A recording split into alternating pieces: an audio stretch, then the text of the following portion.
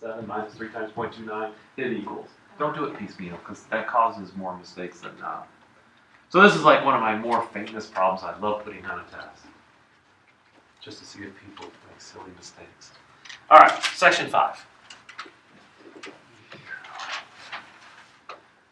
Last section of the book. Yay!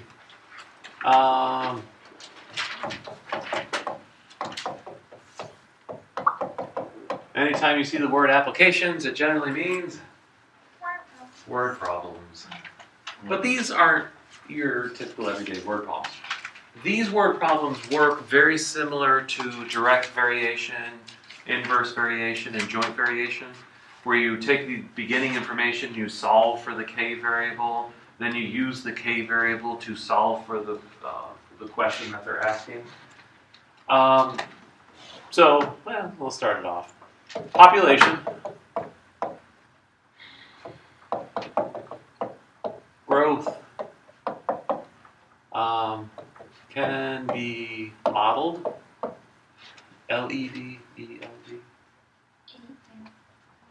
Model E-D. Using... Huh? Model? English language, gotta love it. Can be modeled using population is equal to population sub 0 e to the RT.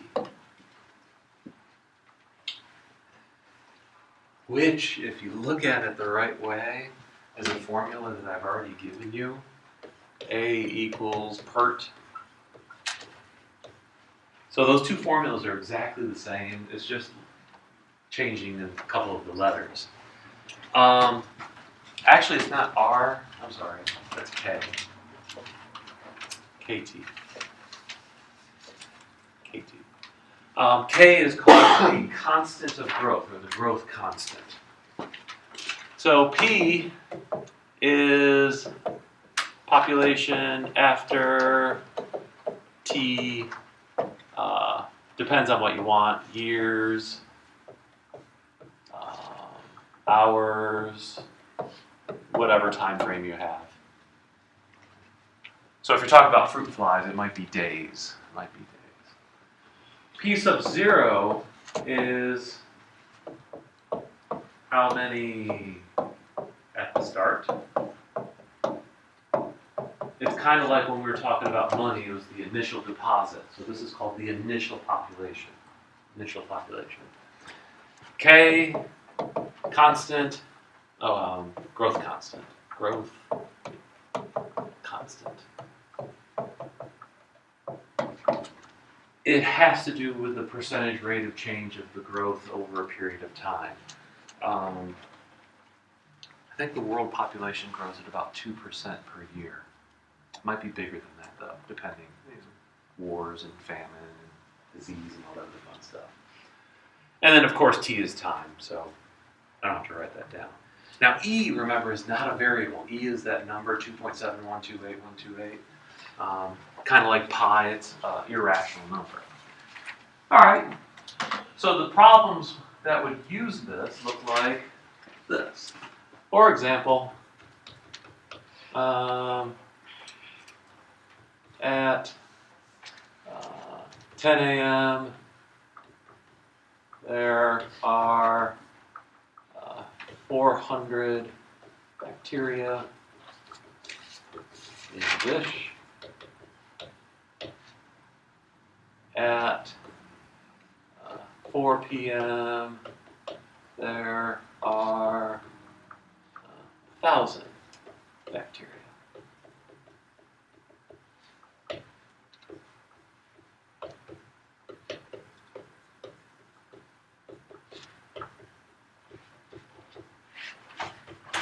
And this one is just going to be asking, what is the growth constant? Generally, these problems are a little bit longer. They'll give you that information. They won't ask you to find the constant, and then they'll say, find the population at 6 p.m. So hidden in that direction will be find the growth constant, because you can't solve this problem without it. But I'm only going to do half of it right now. So what you do is you set up your formula. P equals P sub 0 e to the kt. If you want, you can use A equals PERT. It won't hurt anything. Just R in that case would be the growth constant.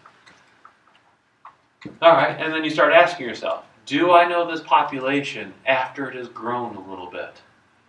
What is it? 1,000. So you put 1,000 here. Do I know the initial population? What is it? 400. E to the, do I know the growth constant at K? The answer is no, that's what I'm looking for. So I leave him as a variable. Do I know the time it took to grow from 400 to 1,000? How many hours? Is it 6 hours? So I would write up here, instead of K times 6, I would write 6K. Get it algebraically nice. And then all you have to do is solve for K. So what would be your first step?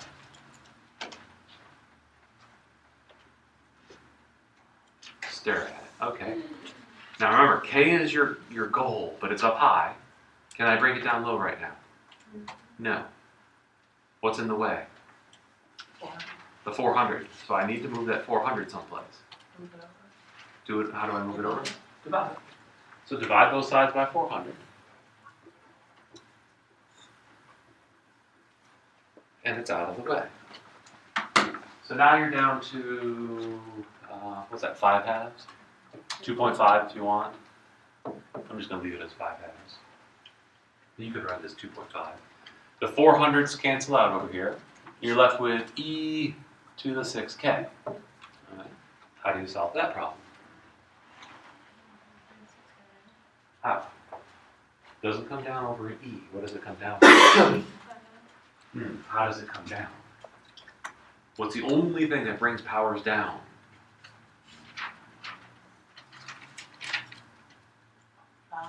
What is it? Oh, logarithms.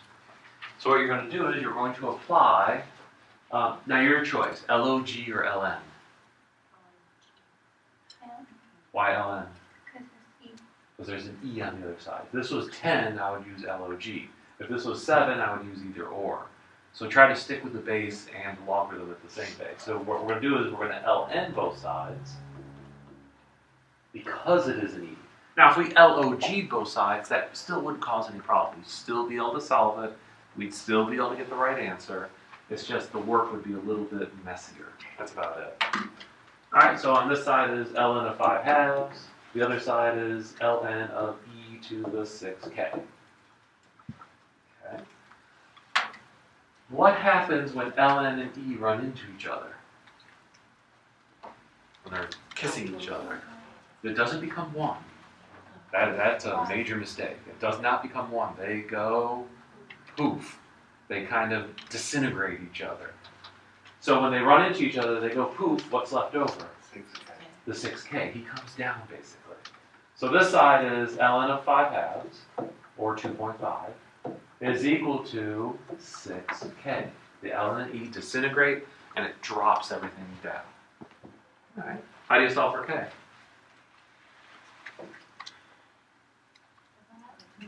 Divide both sides by 6. So you're going to get k is equal to ln, I'll write it as a decimal here, 2.5, all divided by 6. Make sure you close off the parentheses when you type it in your calculator. Otherwise, you're doing the ln of 2.5 over 6. In other words, all inside the logarithm. So what does that approximate?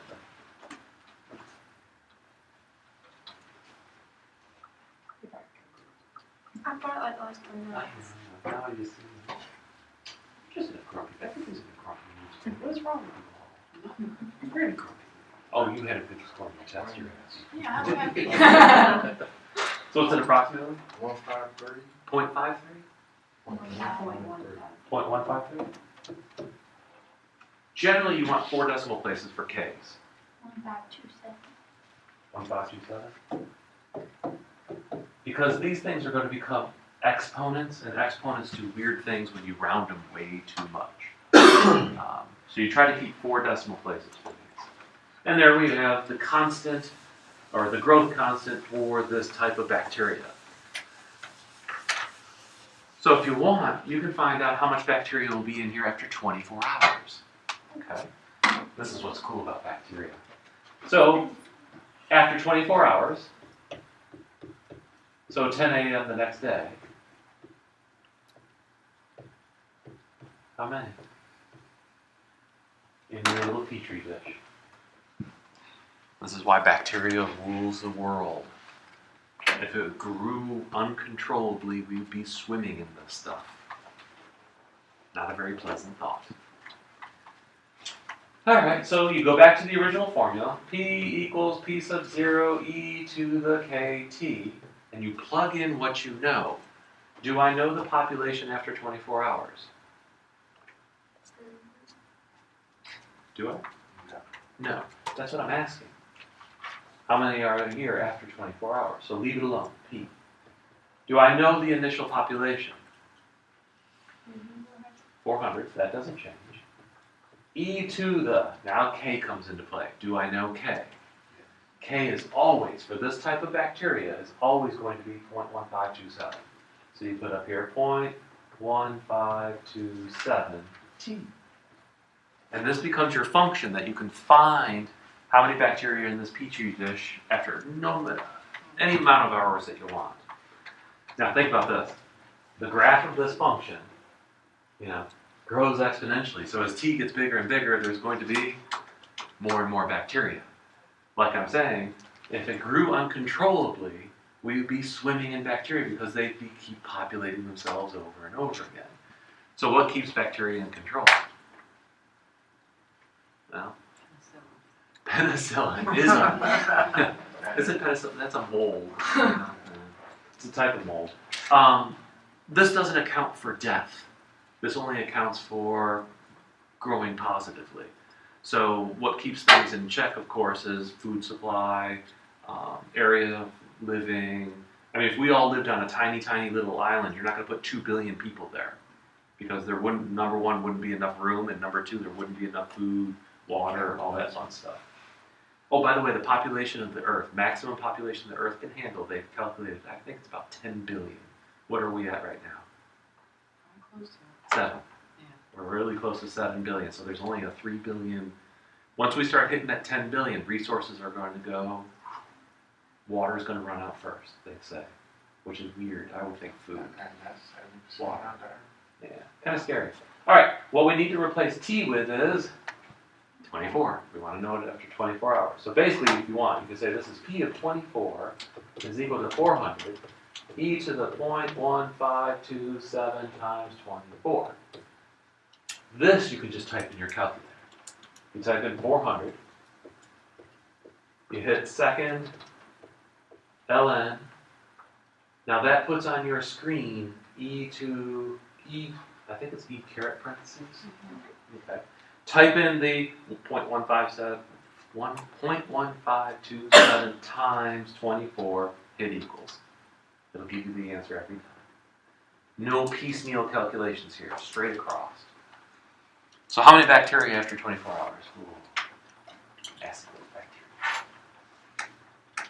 bacteria. 400, second ln, 0.1527 times 24. And we end up with a lot of them. How many did you get? Approximately, give or take a few. Please don't say point. You cannot have 0.3 bacteria. That makes absolutely no sense whatsoever. So when you're giving a population, don't say 2.3 children. It's either 2 children or it's 3 children. So for bacteria, it was 15619. So 15,619 bacteria after 24 hours. And if we kept going, it would just grow exponentially. If you said a week, it would probably be in the billions. Billions and billions and billions of nasty little critters. Of course, there's good bacteria and there's bad bacteria, so if it's good bacteria, I think that's good. Oh. Alright, the other half of the coin. What if we talked about radioactive decay?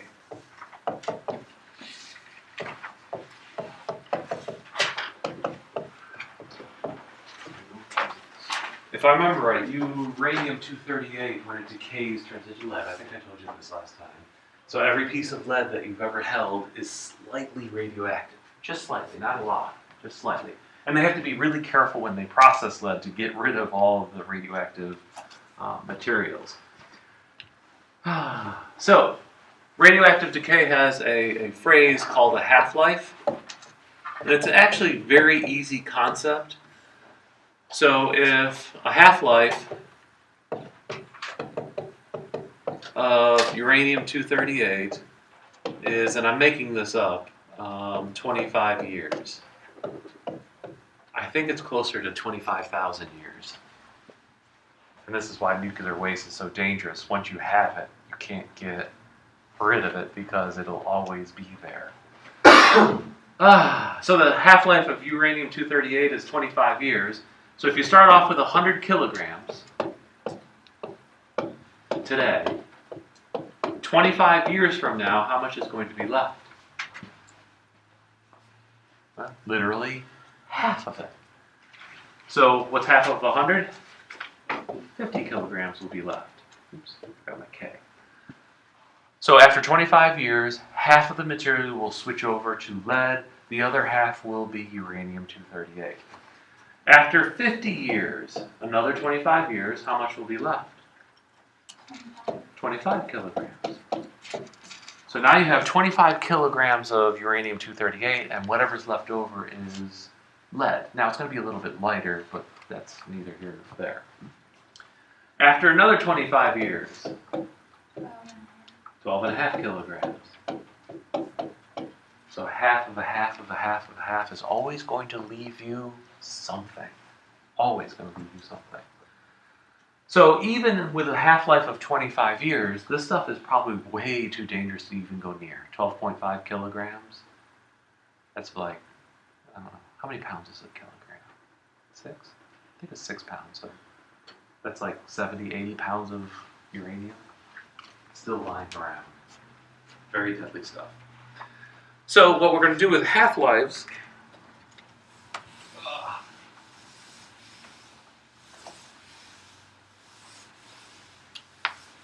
is basically use the exact same formula.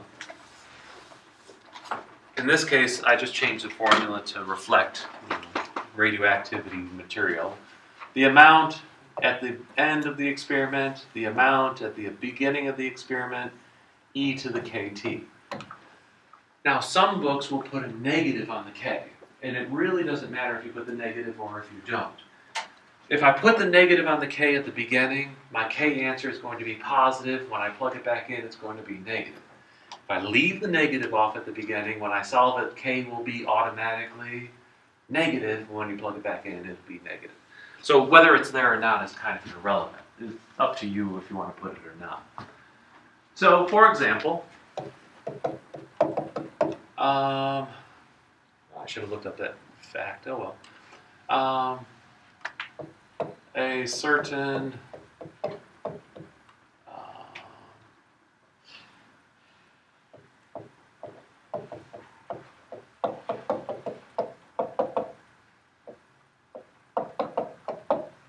I spelled that right. Isotope? One S or two S? I love my double letters though. A certain radioactive isotope started with 5 kilograms and after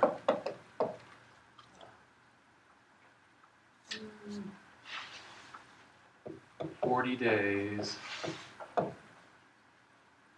was down to 1.5 kilograms.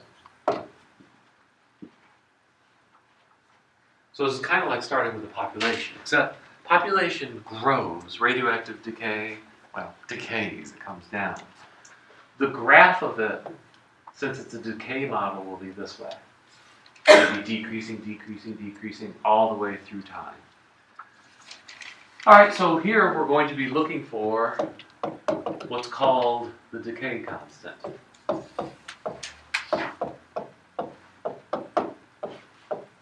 There is no difference between a decay constant and a growth constant other than one is positive and the other one is negative. Finding it is exactly the same, and it works the same in A equals PERT if you want. All right, so you set up your equation. A equals initial amount e to the kt. Plug in what you know. Do I know the amount of material left over after a period of time has passed? And the answer is yes, and the number is 1.5. So 1.5 goes here. Decay will always have the smaller number on that side. Population growth will always have the larger number on that side. A sub 0 in this case is 5. And then you get e to the time frame is 40 days. So this is going to be 40 for t, and then we're not going to mess with the k. T is always time. T is always time. All right, and solve for k. Becomes the exact same problem we did earlier. So what should I move first? The 5. So to move the 5 across, I'm going to divide both sides by 5. What's 1.5 divided by 5? I'll go with decimal this time. 0.3? Oh, yeah, obviously. 15 over 5. Isn't even thinking there. So this is 0.3 equals e to the 40k. All right, then what?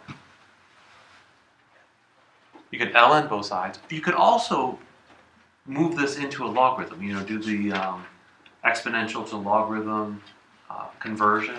But I generally ln both sides. So ln both sides, 0.3. ln this side, you get this. What happens when ln and e run into each other? They go poof, they disintegrate. And you get ln of 0.3 is equal to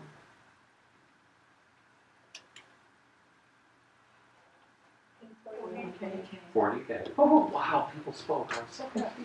It must be near the end of class. And then solve for k. So k is going to equal ln of 0.3 over 40.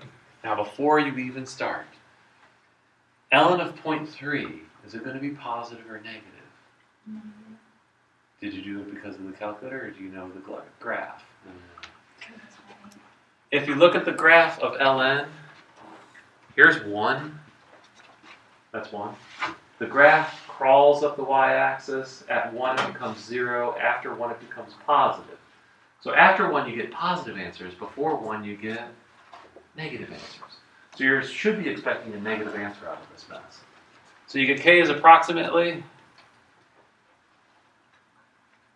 well, negative. Point 0, 0, 3, 0, 1, 1. 0, 1, 0, 3, 0, 1. 4 decimal places. All right. Now you can find out other things. The most popular thing to find, I guess you could find, like, you know, how much radioactive material is there after 100 days or something silly like that. But that's actually the easier question. The other question is this. What is the half-life of this material? Because then you can say, well, half of this material will be left after this period of time, and so forth and so on. So how do you do this? Well, number one, you really don't need to know what you start with. So if I didn't tell you what we started with, you could either choose any number you want. In this case, it's 5, but you could choose 10, 20, 30. It really doesn't matter, because what will happen is kind of cool. So you write your formula down. A equals a sub 0 e to the kt. You plug in what you know. Let's, you know, do you want to use 10? No, let's use 5, because that's 5 kilograms over there. 5 e negative 0.0301 t. And then on the other side, do I know the amount of material left over after a half-life has passed? Half of it. So half of 5 is 2.5. If I put 10 here, the other side would be 5. If I put 100 here, the other side would be 50. And it really doesn't matter what number you choose, because the same thing's going to happen every time. What's the first step of solving this equation? Divide by 5. And when you divide by 5, this side is always going to have the same answer for our half-life. If you type 2.5 divided by 5 in your calculator, I'm really worried. I cut 5 in half to get it there, so it better equal a half, or 0.5, yeah. So whatever numbers you choose, if we chose 10 to begin with, we'd have 5 divided by 10. If we chose 20 to begin with, the other side would be 10. If you divide by 20, you get 1/2. It's always going to become 1/2. So it equals e to the negative 0.0301 t. And that's what we're going to solve for. So how do I solve for t?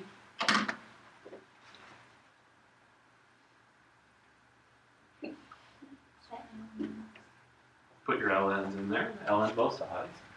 So ln of a half is equal to ln of e to the negative 0.0301 t.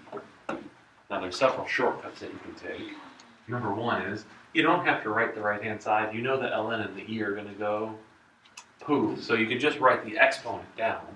So you get ln of 0.5 is equal to negative 0.0301 t. And then solve for t. Divide both sides by that negative number. And you get t equals, approximately,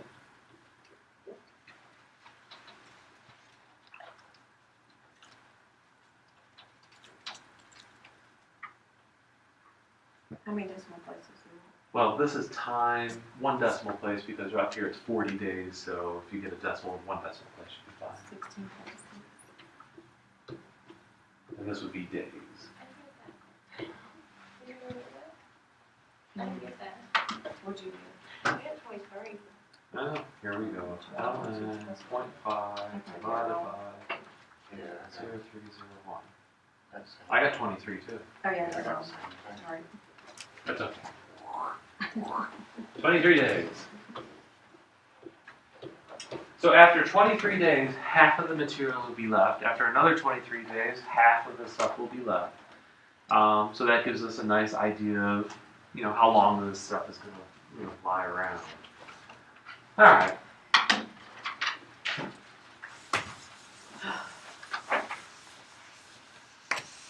Oh, my poor eraser.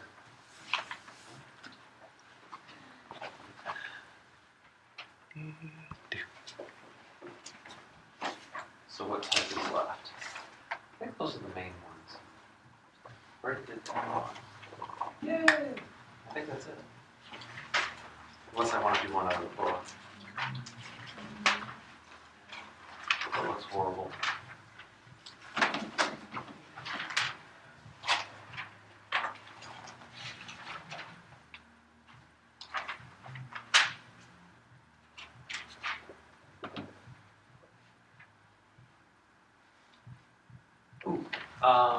Number 20. It's one of my favorite type problems. Number 20. Skeletons were found at a construction site in San Francisco in 1989. The skeletons contained 88% of the expected amount of carbon-14. Carbon-14 is an unnatural state of carbon. Carbon usually comes as carbon-12. That's the carbon that's in charcoal and diamonds and things like that. Carbon-14 is only absorbed by living things. Plants, animals, humans, things like that, trees. So if they find some charcoal and it only has 88% of the original C14, C14 is an isotope, so it decays just like radioactive material, but it's not radioactive in that type of sense. Alright, so blah blah blah blah. Expected amount of carbon-14 found in a living person in 1989. How old were the skeletons? Okay. Now they do tell you that the formula for this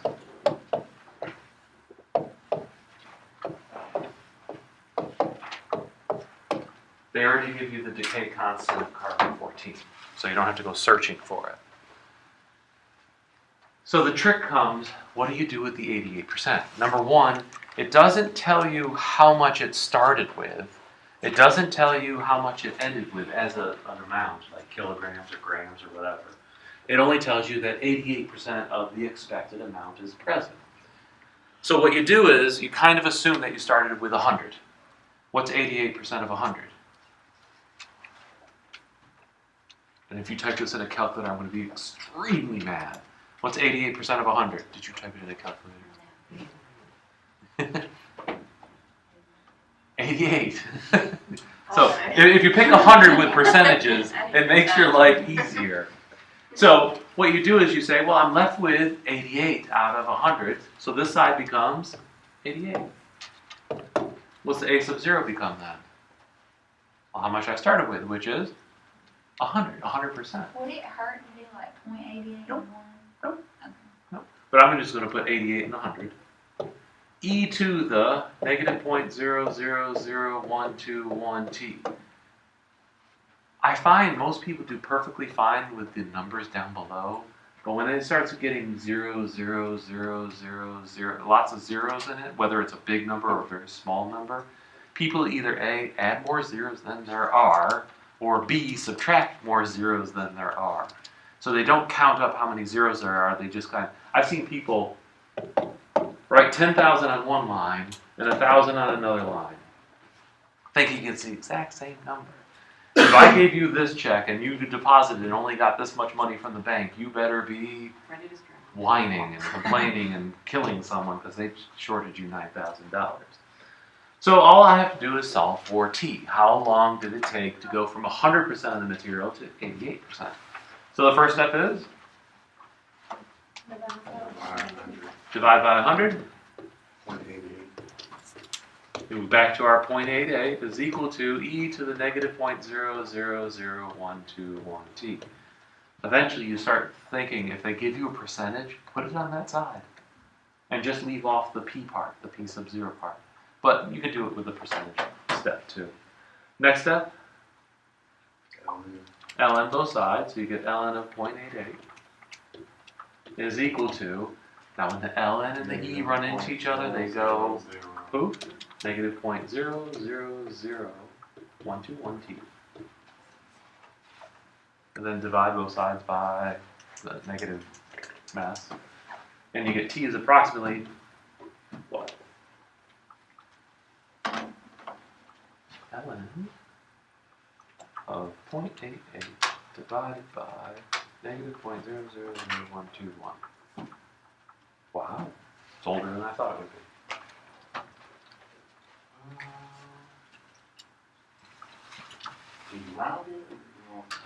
0.1 decimal place, tenths. Yours tenths. Because it's 1,056.47. So 0.5. Yours